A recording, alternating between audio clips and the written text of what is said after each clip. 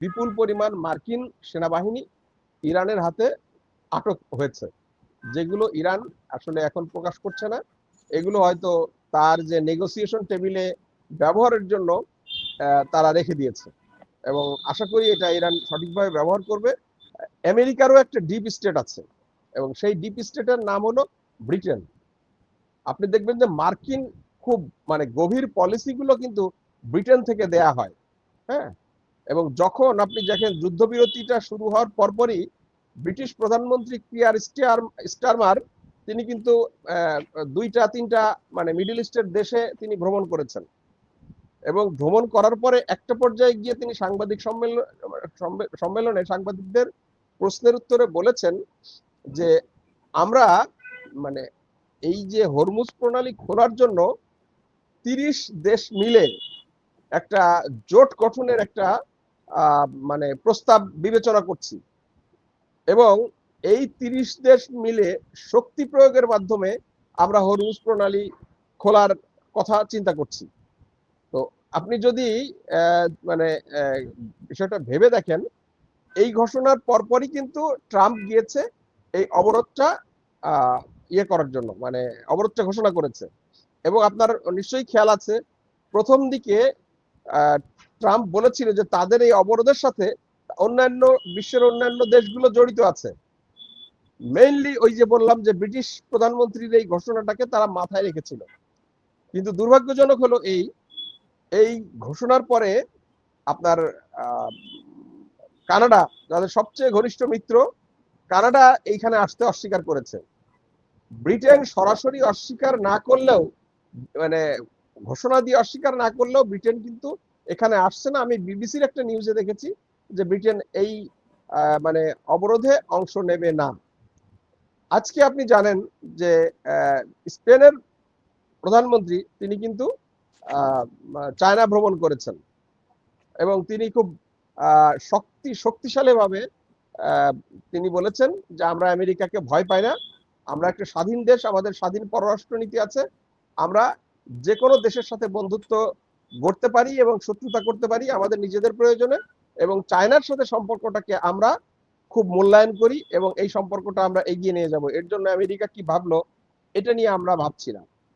আরো অবাক কাণ্ড, ইতালির প্রধানমন্ত্রী জর্জ মেলোনি তিনি কিন্তু ইসরায়েলের সাথে সম্পর্ক, মানে তার যে প্রতিরক্ষা সম্পর্ক, সামরিক একটা চুক্তি ছিল, সেই সামরিক চুক্তি তিনি কিন্তু অবসানের ঘোষণা দিয়েছেন। হ্যাঁ, তো এই যে ঘটনাগুলো ঘটছে, এই ঘটনা দিয়ে বোঝা যাচ্ছে যে ট্রাম্পের এই হরমুজ প্রণালী যাদের উপরে ভরসা করে তিনি এসেছিলেন এটা আটকাতে, তারা কেউ আসছে না। আলটিমেটলি মানে আমেরিকাকে কিন্তু একা এটা আটকাতে হবে। তো একা কাকে আটকাবে? চায়নাকে তার পক্ষে আটকানো সম্ভব না। আমরা দুইজনই আলোচনা করলাম, এবং আজকে তার প্রমাণ। এবং অলরেডি যেহেতু চায়না এই আইন প্রণয়ন করেছে, তার মানে হলো যে চাইনিজ কোনো জাহাজে যদি আমেরিকা মিনিমাম স্পর্শ করে, তাহলে কিন্তু চায়নাকে ফেস করতে হবে।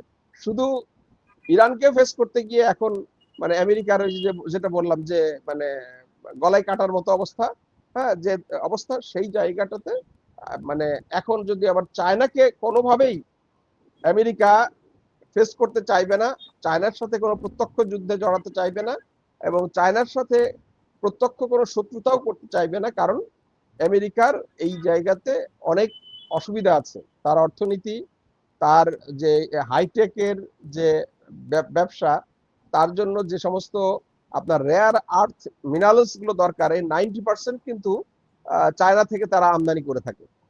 ফলে এই জায়গাটাতে চায়না অনেক এগিয়ে আছে, এবং চাইনিজ কোম্পানিগুলো মার্কিন বন্ড কিন্তু তার যে বিপুল পরিমাণ আছে, এগুলো যদি ছেড়ে দেয়, আমেরিকা একদিনে কিন্তু কলাপস করবে। এবং আরো একটা বড় সমস্যাটা যেটা হচ্ছে, সেটা হলো যে পেট্রো ডলার। আমেরিকা সারা বিশ্বে যে মাস্তানি করেছে, সারা বিশ্বে যে আধিপত্য তৈরি করেছে, সেটা মূলত পেট্রো ডলারের মাধ্যমে। এবং আপনি জানেন চায়না অলরেডি কিন্তু ইরানের সাথে ব্যবসা করছে ইউয়ান দিয়ে, এবং ইরান ঘোষণা করেছে যে সমস্ত জাহাজ এই হরমুজ প্রণালী মানে পার হবে, তাদেরকে তো $2 লাখ করে দিতে হবে। কিন্তু এই $2 লাখ টাকায় মানে ডলারে দিলে হবে না, তাদেরকে চাইনিজ মুদ্রায় দিতে হবে।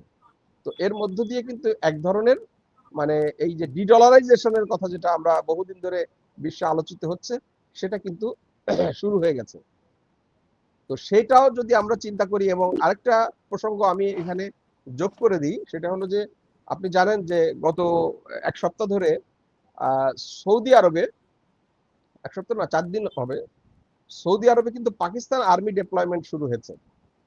এবং পাকিস্তান কিন্তু সেখানে এই যে পাকিস্তান আমেরিকা যে পাকিস্তান সৌদি আরব যে প্রতিরক্ষা চুক্তি আছে, আমি দেখলাম যে সৌদি একজন অফিসিয়ালস বলছে যে সৌদি মানে অথরিটি চাইলে খুব শর্ট মানে অল্প সময়ের মধ্যে পাকিস্তান প্রয়োজনে 1 লক্ষ সৈন্য সৌদি আরবে মোতায়েন করবে। বাট এই পর্যায়ে পাকিস্তানের 20,000 সৈন্য কিন্তু মোতায়েন থাকবে, এবং তারা কিন্তু এই যে তাদের যে যুদ্ধ বিমান JF-17, তারপরে J-10C, এবং যে বিমান প্রতিরক্ষা ব্যবস্থা HQ-19, এগুলো কিন্তু নিয়ে গেছে সৌদি আরবে। এবং মজার ব্যাপার হলো এই প্রথম আপনার সৌদি আরবে চাইনিজ অস্ত্র ঢুকে গেল পাকিস্তানের হাত ধরে। এইটা কিন্তু আমেরিকার জন্য একটা শক্ত বার্তা। এবং এর মধ্য দিয়ে যে জিনিসটা হয়েছে, এবং কাতার কিন্তু অলরেডি ইতিমধ্যে ঘোষণা দিয়েছে তার দেশ থেকে আমেরিকাকে সরে যেতে হবে।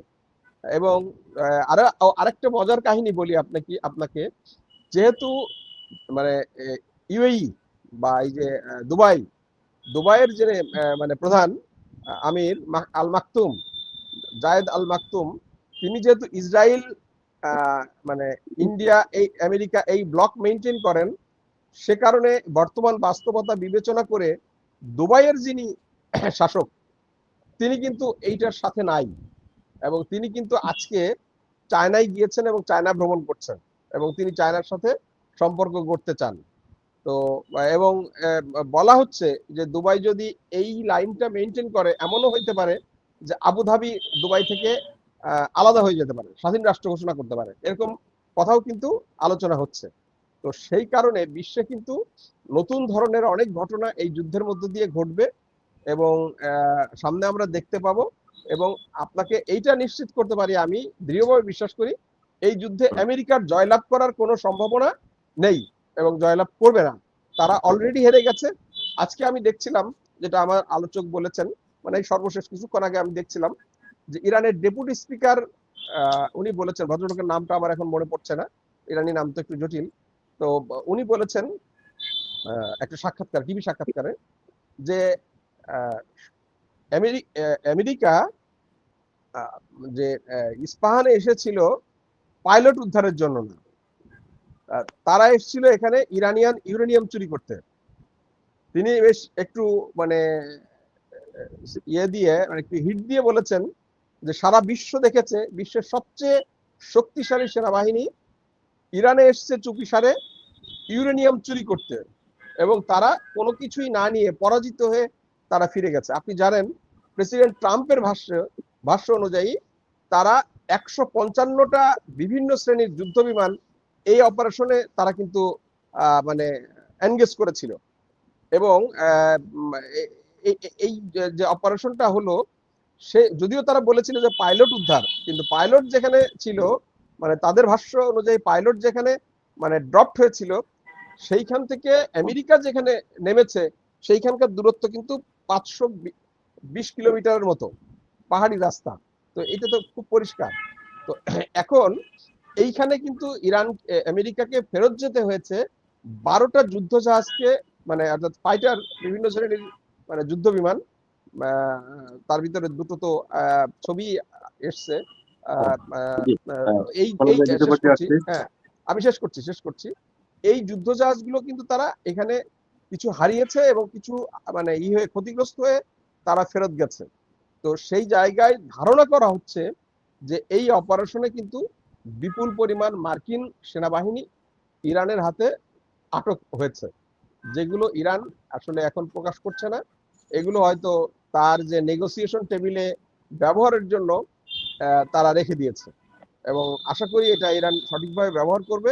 সব মিলিয়ে আমি বলতে চাচ্ছি যে ইস্পাহানে তারা যেভাবে পরাজিত হয়েছে, এবং আমেরিকার ইতিহাসে সবচেয়ে বড় রেস্কিউ অভিযান, সেখানে তারা পরাজিত হয়েছে।